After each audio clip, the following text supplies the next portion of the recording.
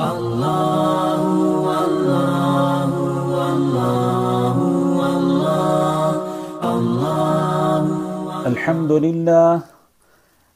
لله وكفى وسلام على عباده الذين اصطفى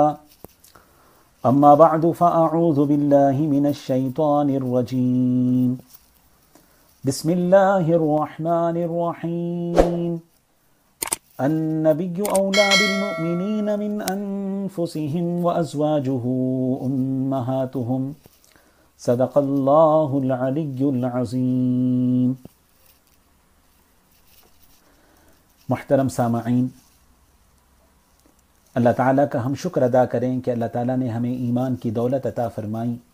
اور اسلام جیسا برحق پاکیزہ عدل و انصاف والا مذہب عطا فرمایا، اور اپنے پیارے نبی صلی اللہ علیہ وسلم کی امت میں پیدا فرمایا۔ اس کا جتنا بھی شکر ادا کریں کم ہے۔ ہمارے اس دین کا دار و مدار رسول اللہ صلی اللہ علیہ وسلم کی، آپ کے اہل بیت کی اور آپ کے تمام صحابہ رضی اللہ عنہ مجمعین کی محبت، عقیدت اور عظمت پر ہے۔ یہ محبت اور عظمت ہمارا سب سے قیمتی سرمایہ ہے۔ ایک مسلمان اپنا سب کچھ قربان کر سکتا ہے، لیکن آپ کی محبت کا کبھی سودا نہیں کر سکتا،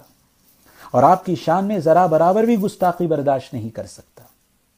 مسلمانوں کا یہ جذبہ دشمنان اسلام بہت اچھی طرح سمجھتے ہیں، اسی لیے یہ لوگ مسلمانوں کو اپنے اصل مقصد سے ہٹانے اور ان کے جذبات کو بھڑکانے کے لیے اور عام لوگوں کے اندر دین اسلام کے سلسلے میں شکوک و شبہات پیدا کرنے کے لیے کبھی آپ صلی اللہ علیہ وسلم کی ذات اقدس کو نشانہ بناتے ہیں، اور کبھی آپ صلی اللہ علیہ وسلم کی سیرت کو داغدار کرنے کی کوشش کرتے ہیں،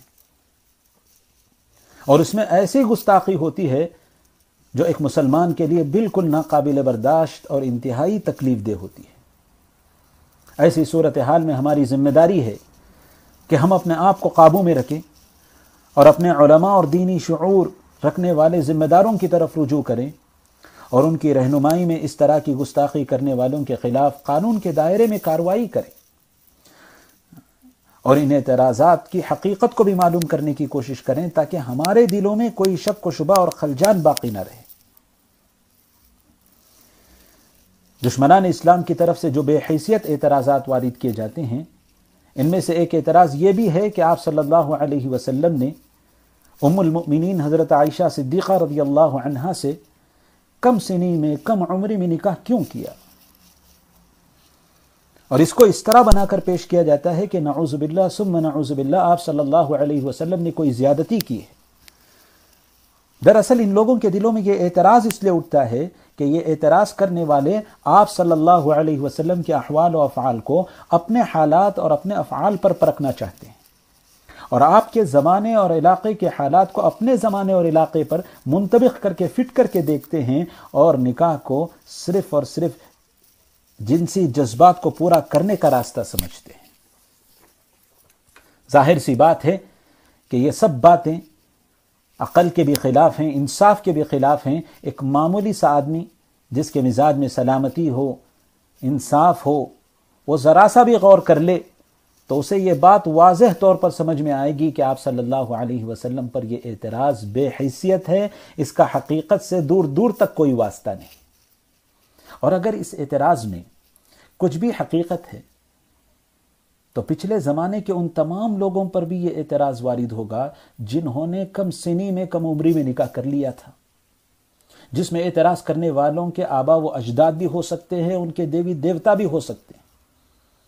اس لیے کہ متعین عمر میں نکاح کرنے کا جو قانون بنا ہے وہ قریبی زمانے میں بنا ہے۔ یہ قانون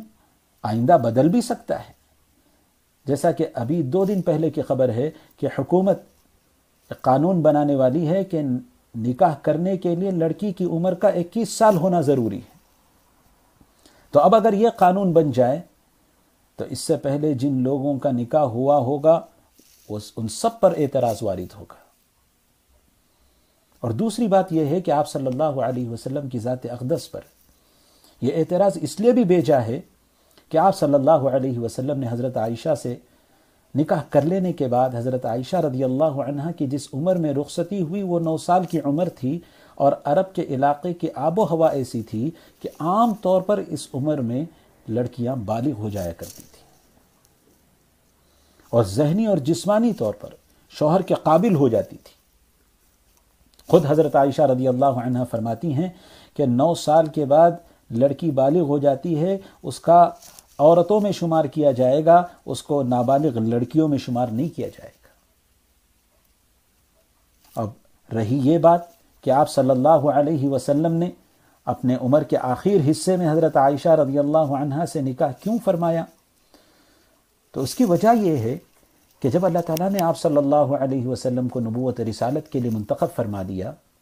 اور آپ کو خاتم النبیین بنایا، تو آپ کے ہر قول و فعل کی اللہ تعالیٰ نے ضمانت لے لی، ذمہ داری لے لی کہ آپ کی کوئی بات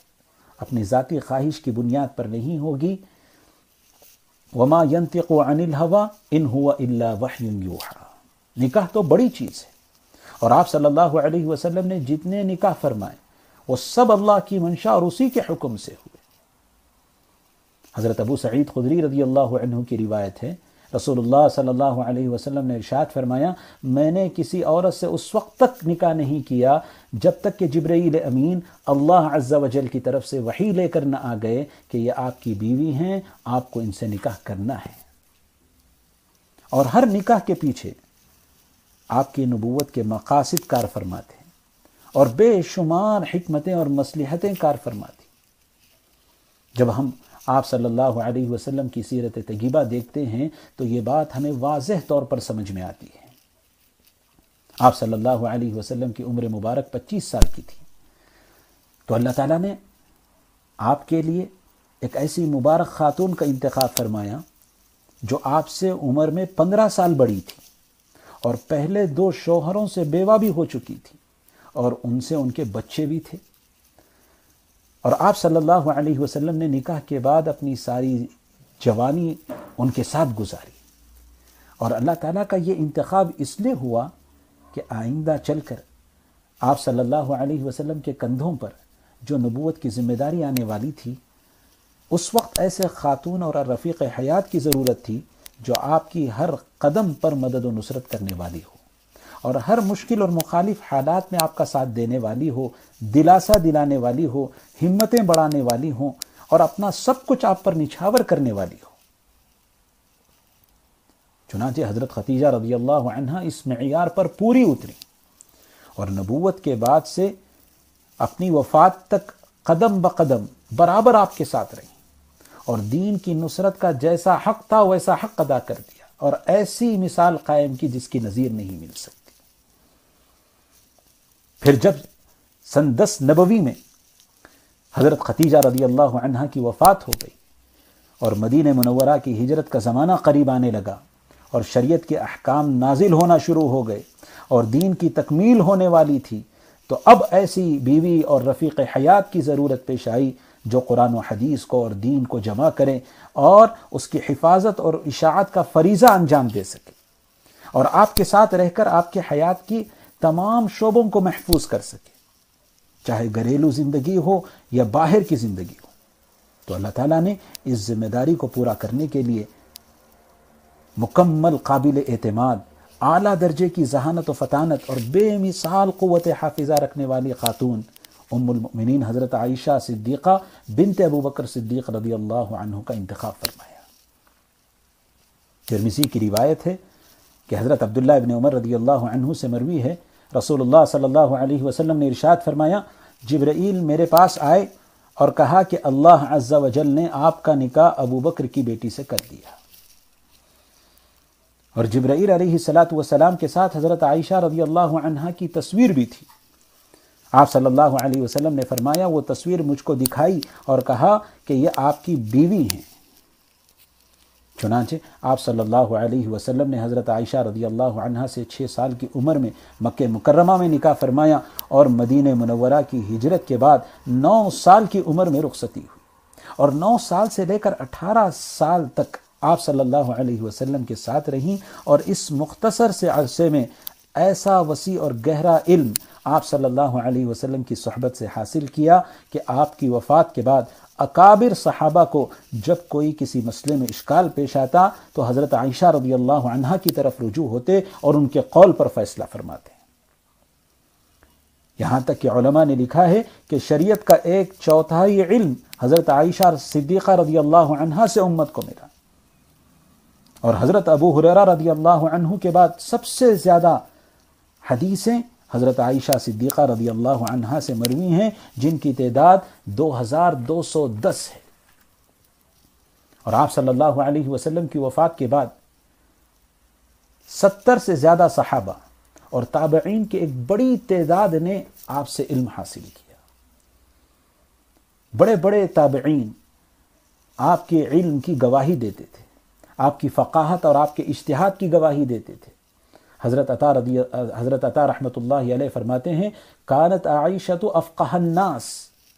کہ حضرت عائشہ لوگوں میں سب سے زیادہ دین کو سمجھنے والی، وَأَعْلَمَ النَّاسِ، اور سب سے زیادہ علم رکھنے والی تھی۔ حضرت عروہ یہ بھی ایک بہت بڑے تابعی ہیں، وہ فرماتے ہیں مَا رَأَيْتُ أَحَدًا أَعْلَمُ بِالْحَلَالِ وَالْحَرَامِ وَالْعِلْمِ وَالشِّعْرِ وَالطِّبِّ مِنْ عَائِشَةَ، کہ میں نے حضرت عائشہ صدیقہ رضی اللہ عنہا سے بڑھ کر کسی کو بھی حلال و حرام کا جاننے والا اور فن شعر اور فن طب کو جاننے والا میں نے نہیں دیکھا۔ امام زہری رحمۃ اللہ علیہ یہ بھی بہت بڑے امام اور تابعی ہیں، مجتہد ہیں، وہ فرماتے ہیں لو جمع علم الناس كلهم ثم علم ازواج النبی صلی اللہ علیہ وسلم لکانت عائشۃ اوسعهم علما،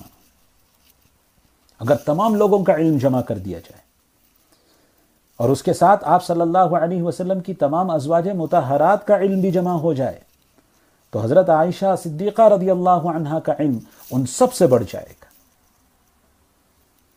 چنانچہ آپ صلی اللہ علیہ وسلم کی وفات کے بعد 48 سال تک، 40 پر 8 سال تک آپ باحیات رہیں، اور اس عرصے میں برابر امت کو زندگی کے تمام شعبوں کا علم دین اور شریعت کے احکام پہنچاتی رہی۔ یہی وجہ تھی کہ آپ صلی اللہ علیہ وسلم نے حضرت عائشہ صدیقہ رضی اللہ عنہا کی فضیلت بیان کرتے ہوئے فرمایا کہ دیگر عورتوں پر عائشہ کی فضیلت ایسی ہی ہے جیسا کہ سرید کی فضیلت دوسرے تمام کھانوں پر ہے۔ سرید عرب کا ایک مشہور و معروف کھانا ہے جس کو عرب بڑی لذت سے کھاتے ہیں۔ ایک حدیث میں اللہ کے نبی صلی اللہ علیہ وسلم نے فرمایا لا توزونی فی عائشہ، کہ مجھے عائشہ کے سلسلے میں تکلیف نہ پہنچاؤ۔